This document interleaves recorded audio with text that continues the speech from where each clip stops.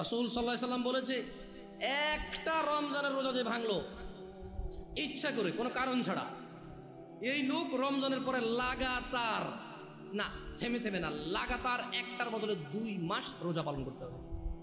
ভাবা যায় এটা কি? তুমি একটু ভাবো, রমজান মাসের একটা রোজা ভাঙলে রমজানের পরে একটার বদলে কাফারা হচ্ছে লাগাতার 2 মাস সিয়াম। এরপরে এটা গেল জরিমানা। এটা গেল কি? এটা গেল জরিমানা। এরপরেও তোমার মাপ চেয়ে নিতে হবে রোজা যে ভাঙছো বিনা কারণে। তাওবা ইস্তিগফার, আল্লাহর কাছে ক্ষমা চেয়ে নিতে হবে রোজা ভাঙার কারণে। মানে একটা রোজা ভাঙার কারণে 2 মাস রোজা থাকলো যথেষ্ট। কি বাকি আছে? মাপ চেয়ে নিতে হবে। এবার মাপ পাইছো না পাইছো ওটা কে জানে? একটু ক্লোজ হয়ে বসবেন নাকি, মানুষজন বুঝতে পারছেন? তাহলে যেই রোজা আমরা ভাঙি এটার একটার বদলে কাফারা কত মাস রোজা? এটা কি মানে ভাঙে ভাঙে রাখা যাবে নাকি লাগাতার? আল্লাহু আকবার।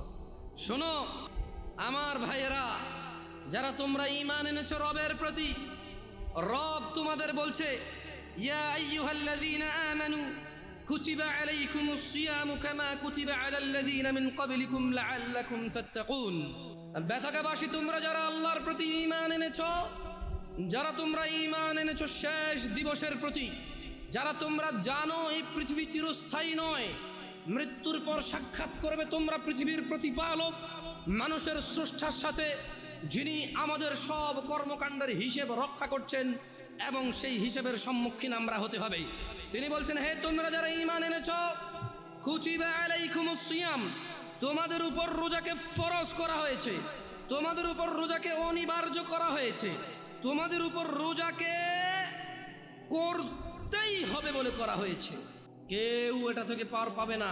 কামা কুতিবা আলাল্লাযীনা মিন ক্বাবলিকুম, ও মুহাম্মদের উম্মতরা সাল্লাল্লাহু আলাইহি ওয়াসাল্লাম, তোমরা যারা ঈমান এনেছো আল্লাহর প্রতি, জেনে রাখো তোমাদের উপর রমাদানকে ফরজ করা হলো যেমন তোমাদের পূর্ববর্তী, তোমাদের আগে যে নবী রাসূল এসেছে, তোমাদের আগে যে উম্মতরা ছিল, ওদের উপরও যেমন রোজা ফরজ ছিল, ঠিক তোমাদের উপরও তেমন রোজা ফরজ।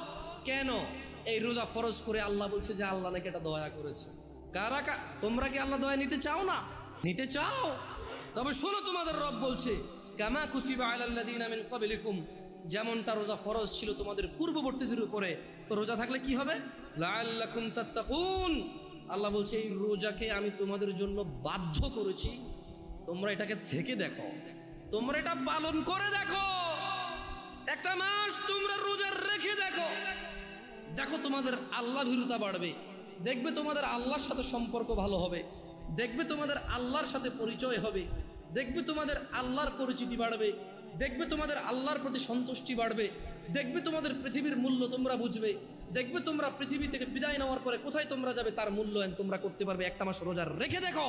আল্লাহ বলছে যে ও ঈমান আনছো তো শোনো, এই রোজাটা 1 মাস তোমার উপরে ফরজ এই জন্য করিনি যে তোমার কষ্ট হবে, এই জন্য করেছি যাতে তুমি তাকওয়াবান হতে পারো, যাতে তুমি আল্লাহ ভীরু হতে পারো। যেমন একজন ড্রাইভার ড্রাইভিং শিখায় কি মানুষকে অ্যাক্সিডেন্ট করার জন্য নাকি সুন্দর করে ড্রাইভ করার জন্য? একজন শিক্ষক বই শিখায় কি পড়ালেখা লেখে শিক্ষিত সুশিক্ষিত হওয়ার জন্য নাকি জঙ্গলি মূর্খ গাধাগর্দ হওয়ার জন্য? আল্লাহ বলছে, আমি আমার খুতবার শুরুতে 3টা আয়াত পড়েছিলাম, ইয়া আইয়ুহাল্লাযীনা আমানুত্তাকুল্লাহ, হে তোমরা যারা ঈমান এনেছো আল্লাহকে ভয় করো, হাক্কা তুকাতি, যেভাবে ভয় করা উচিত। তারপর আমি আরেকটা আয়াত পড়েছিলাম, ইয়া আইয়ুহান নাসুত্তাকু রাব্বাকুম, হে মানুষরা তোমরা তোমাদের রবকে ভয় করো। এরপর আমি আরেকটা আয়াত পড়েছিলাম, ইয়া আইয়ুহাল্লাযীনা আমানু, হে তোমরা যারা ঈমান এনেছো, ইত্তাকুল্লাহ ওয়া কুলু কওলান সাদীদা, তোমরা আল্লাহকে ভয় করো এবং সত্য কথা বলো। বেতাকাবাসী, তোমার মনে কি প্রশ্ন জাগে না?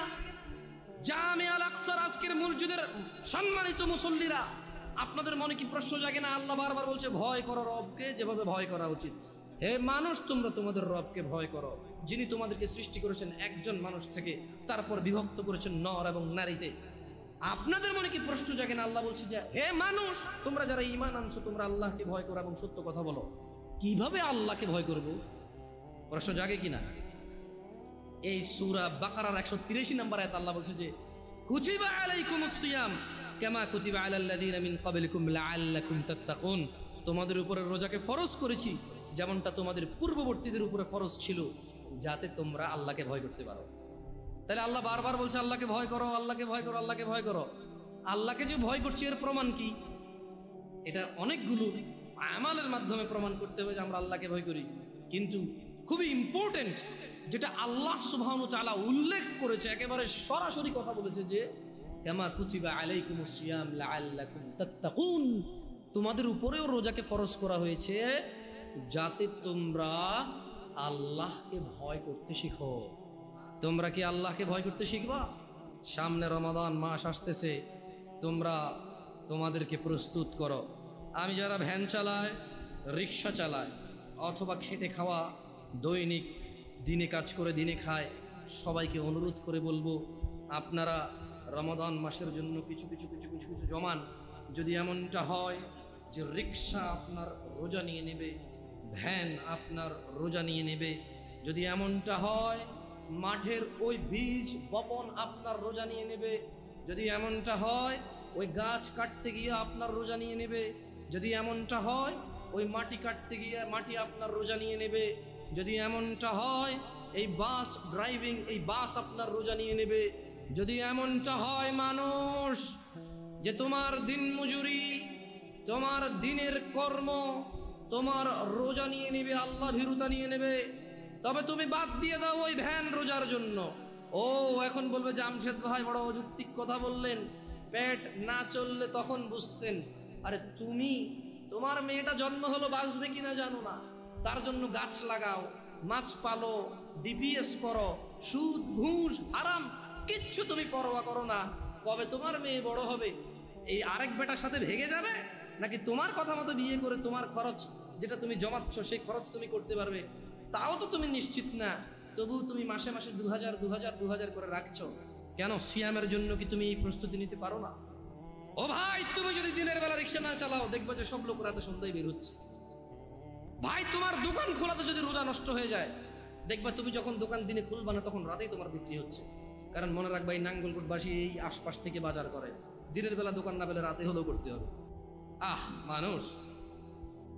عن ابن عمر رضي الله عنهما قال, ابن عمر رضي الله عنهما থেকে বর্ণিত, তিনি বলেন قال رسول الله صلى الله عليه وسلم, রাসূলুল্লাহ সাল্লাল্লাহু আলাইহি ওয়াসাল্লাম বলেছেন বুনিয়াল ইসলামু আলা খামস, ইসলামের স্তম্ভ 5টি।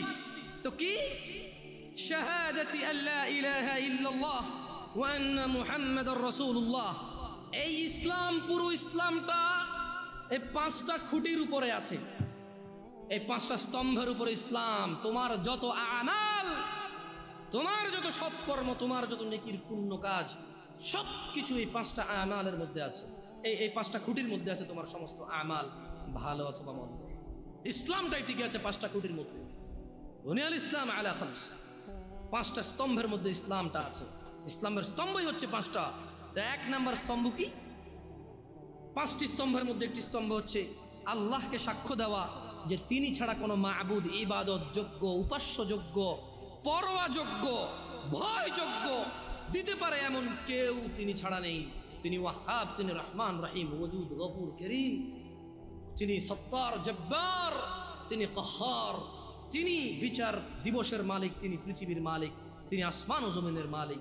লা ইলাহা ইল্লাল্লাহ, কোনো ইলাহ নেই, কোনো মাবুদ নেই, কোনো হকদার নেই আল্লাহ ছাড়া ইবাদতের, এইরকম সাক্ষ্য দেওয়া।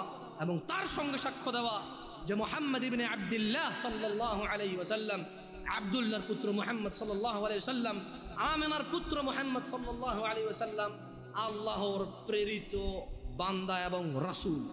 এই সাক্ষ্য যে দিল, সেই ইসলামের একটা স্তম্ভকে দাঁড় করালো নিজের জন্য। ওয়া ইকামিস সালাহ, এবং সালাত প্রতিষ্ঠা করা। সালাত হচ্ছে ইসলামের আরেকটি স্তম্ভ। ওয়া ইতাইজ যাকাত, এবং যাকাত প্রদান করা, যাকাত আদায় করা, যাকাত দেওয়া ইসলামের আরেকটি স্তম্ভ। ওয়াল হজ, এবং সামর্থ্যবান হজ করবে, সামর্থ্যবান যাকাত দেবে। ওয়া সাওমি রমাদান, ইয়া নাস, মানুষ ইসলামের স্তম্ভ 5টি। এই 5টি স্তম্ভের মধ্যে অন্যতম একটি স্তম্ভ হচ্ছে ওয়া সাওমি রমাদান, রমজান মাসে সিয়াম পালন করা। তাহলে যে রমাদান মাসে সিয়াম পালন করে না তার ইসলাম যে 5টি স্তম্ভের উপরে টিকে আছে এটা পড়ে গেল।